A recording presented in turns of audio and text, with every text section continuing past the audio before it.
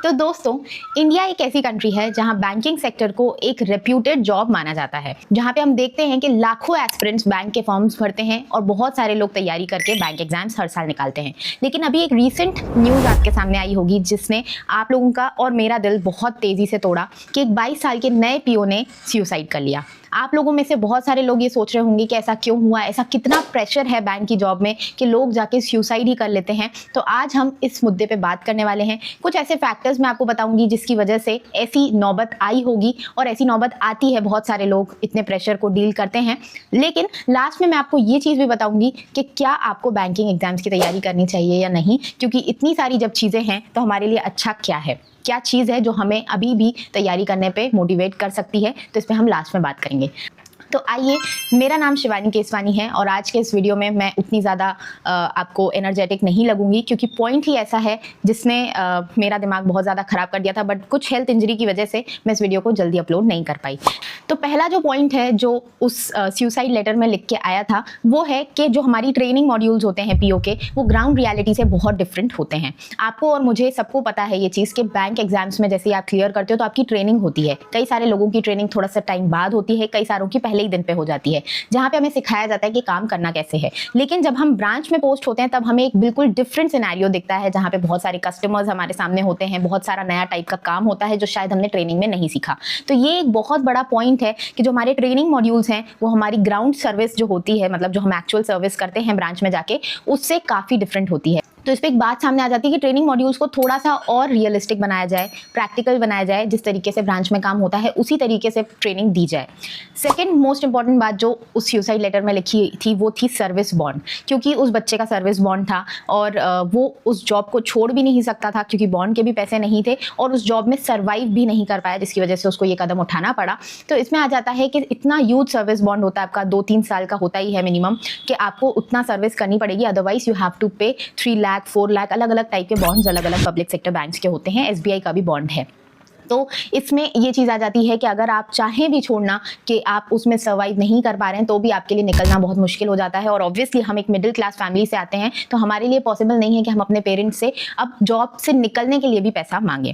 तीसरी most important चीज़ आ जाती है, जब हम एक्चुअल वर्किंग करते हैं ब्रांच में तब हमारे पास स्टाफ शॉर्टेज होता है, जिसकी वजह से काम जितना है उतना तो है ही, लेकिन एग्जिस्टिंग स्टाफ पे बहुत ज़्यादा प्रेशर बन जाता है और उनको एडिशनल वर्क भी करना पड़ता है, जिसकी वजह से वो बहुत ही ज़्यादा प्रेशराइज फील करते हैं। और कहीं ना कहीं ये चीज़ ऐड ऑन कर देता है इस फैक्टर्स में कि बैंकिंग जॉब बहुत ज़्यादा प्रेशर से भरी हो गई है। चौथा है कस्टमर सर्विस। अब आपको पता है कि बैंकिंग जॉब में आप जब जाएंगे तो जहाँ पे बहुत सारा कस्टमर बेस है वहाँ पे आपको डेली बेसिस पे 200-300 कस्टमर्स से डील करना पड़ता है। जहाँ पे थोड़ा कम है तो 100 कस्टमर्स 50 कस्टमर्स से तो आपको फिर भी डील करना पड़ेगा। और उन कस्टमर्स को नहीं पता होता है कि जो सामने बैठा हुआ है उस पर, उसके दिमाग पे, उसके मेंटल वेलबींग पे कितना असर पड़ रहा है, और वो कुछ भी हमें सुना के चले जाते हैं। कई बार ऐसा होता है कि बहुत ज़्यादा लड़ाई भी हो जाती है, क्योंकि कस्टमर को अपना काम जल्दी चाहिए होता है, लेकिन ब्रांच में इतना सारा काम और एक इंसान पे जब वर्कलोड आ जाता है तो वो सारी चीज़ को अच्छे से नहीं कर पाता है, जिसकी वजह से अगेन बहुत सारा प्रेशर फिर से बिल्डअप हो जाता है। पांचवा और सबसे ज़्यादा दुखद मुद्दा है कि फैमिली से दूर पोस्टिंग। क्योंकि हम फैमिली से दूर रहते हैं तो सारी चीज़ अकेले हैंडल करनी होती है। हम फैमिली को भी बार बार परेशान नहीं कर सकते, बार बार मैं मम्मी को फ़ोन नहीं कर सकती कि मम्मी मैं परेशान हो रही हूँ यहाँ पे। तो हमारा जो दिल है जो हल्का हो सकता था हम अपनी फैमिली को बता के घर पे जाते, घर पे बात करते अपने मम्मी पापा से, वो भी हमारे पास ऑप्शन अवेलेबल नहीं होता है, जिसकी वजह से वो प्रेशर बिल्डअप होता जाता है और कहीं ना कहीं ऐसे स्टेप्स लेने पे मजबूर हो जाते हैं। और मैं अपने मेंटोरशिप प्रोग्राम्स में भी बच्चों को बताती रहती हूँ। वो मुझसे आए दिन पूछते रहते हैं कि मैम आप सच सच बताइए कि बैंकिंग जॉब्स में इतना प्रेशर है कि अभी जितने मैंने सेशंस लिए इस वीक सब में मुझसे बच्चों ने पूछा कि मैम सच बताइए, वो जो घटना हुई है क्या वो रियल है, क्या वाकई में इतना वर्क प्रेशर होता है। तो मैं उनको समझाती रहती हूँ, अपने रियल लाइफ एग्जाम्पल्स देख के उनको बताती रहती हूँ कि कभी कभी ये सारी चीज़ें भी मैनेज करनी पड़ती हैं। तो अब बात आती है कि हम इतने सारे प्रेशर के साथ अपने मेंटल वेलबींग को कैसे बाकायदा अच्छे से मैनेज करें। देखिए, मैं इसमें आपको एक बात बता देती हूँ, मेंटल प्रेशर हर जॉब में होता है। हाँ, ये माना जाता है कि बैंक में थोड़ा ज़्यादा होता है क्योंकि स्टाफ शॉर्टेज और वेरियस अदर फैक्टर्स प्ले करते हैं, लेकिन मेंटल प्रेशर होता है और इनिशियल डेज में ज़्यादा होता है क्योंकि इनिशियल डेज में हमें काम नहीं आता। जो सबसे बड़ी चीज़, जो हमें जिस सीट पे बैठना है उस सीट का हमें जब काम नहीं आता तो हम ओवरवेल्म्ड हो जाते हैं और सोचते हैं कि भाई हम कैसे करेंगे, है ना। आप किसी भी नई जॉब में जाएंगे तो आपको वहाँ पर ऐसा ही फील होगा, चाहे वो बैंक सेक्टर की जॉब हो चाहे किसी भी दूसरे सेक्टर की जॉब हो। लेकिन हमें ये चीज़ समझनी होगी कि इनिशियल डेज आर हार्ड। जब हम प्रिपरेशन स्टार्ट स्टार्ट करते थे तभी भी तो हमें ऐसे ही फील होता था ना कि ये क्या हो गया, ये क्या क्या मुझे पढ़ना पड़ रहा है, भाई मुझे कुछ समझ में नहीं आ रहा। वैसा ही बैंक में भी होता है। आपको इनिशियल डेज में बहुत ओवरवेलमिंग लगता है, काम बहुत नया होता है, लेकिन जैसे जैसे आप सीखते जाते हैं आप उसके अकॉर्डिंग अपने आप को अडेप्ट करते चले जाते हैं। फिर बात आ जाती है कि प्रेशर इतना ज़्यादा, टारगेट्स ये वो, वर्कलोड इतना हाई है, कैसे डील करेंगे। तो धीरे धीरे आप सीखते जाते हैं, अपने काम को तेज़ी से करना सीख जाते हैं, किस काम को आपको कब करना है वो सीख जाते हैं, कस्टमर्स जब सामने खड़े हैं तब उनको कैसे मैनेज करना है वो सीख जाते हैं।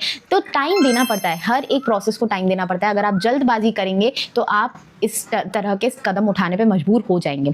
आपको दूसरी चीज़ ये भी समझना होगा कि कभी भी आप पे ऐसा मेंटल प्रेशर बिल्डअप होता है, चाहे वो तैयारी के दौरान हो, चाहे जॉब में आ जाने के बाद हो, चाहे किसी भी फेज़ ऑफ लाइफ में हो, तो आपको अपनों से बात करनी चाहिए।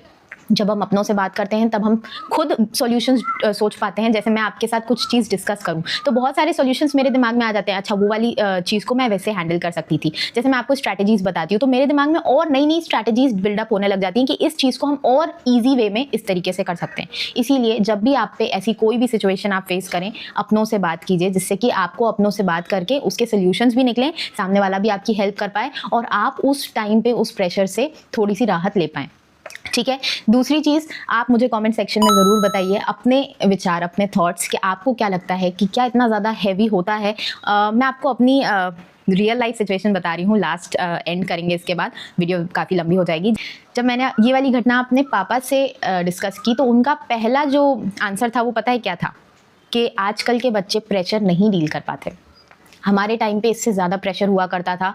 हमारे टाइम पे बहुत सारा वर्क मैन्युअली करना पड़ता था और हम करते थे, हम उसको प्रेशर की तरह देखते ही नहीं थे, क्योंकि हमारे पास इतने सोर्सेज नहीं होते थे लोगों को बताने के। हम अभी सोशल मीडिया है तो चीज़ें और ज़्यादा हमें सुनने में आ जाती हैं कि अरे उसके साथ ऐसा हो गया, उसके साथ वैसा हो गया। उस टाइम पे वो सारी चीज़ें नहीं हुआ करती थी, तो उस टाइम पे और ज़्यादा मेंटल प्रेशर्स हुआ करते थे, but they had to deal with it and they know how to deal with it. तो मेरे पापा का पहला यही था कि आजकल के बच्चे नहीं हैंडल कर पा रहे प्रेशर, हैंडल करना आना चाहिए। थोड़ा टाइम ही वो बहुत हाई प्रेशर फील होता है जब हम काम नया नया सीख रहे होते हैं, बट धीरे धीरे we get to know things, we get to understand things और हम आगे बढ़ते चले जाते हैं। इसीलिए थोड़ा सा वक्त आप खुद को दीजिए, थोड़ा सा वक्त आप जब भी किसी भी प्रॉब्लम में हों आप उसको वक्त दीजिए, आपको अपने आप उस प्रॉब्लम को सॉल्व करने के तरीके आ जाएंगे। तो यहाँ पे मैं इस वीडियो को खत्म करती हूँ। खत्म करने से पहले सौविक जी ने इंग्लिश क्लासेस शुरू की हैं आप लोगों के लिए। तो अगर आप एकदम बिगिनर लेवल पे हैं या इंग्लिश आपको समझ में नहीं आती, नहीं पड़ती पल्ले, तो सौविक सर से ज़रूर सीखिए। वो बहुत अच्छे से पढ़ा रहे हैं, एकदम बेसिक से अंडरस्टैंडिंग आपकी डेवलप कर रहे हैं कि कैसे इंग्लिश को अप्रोच किया जाता है। आरसीज की उन्होंने एक नई क्लासेस हमारे यूट्यूब चैनल पे लॉन्च की हैं, वो आपके इंग्लिश के फैकल्टी हैं, तो ज़रूर उनसे पढ़िए। और आप हमारे मेंटोरशिप प्रोग्राम्स में भी एडमिशन ले सकते हैं।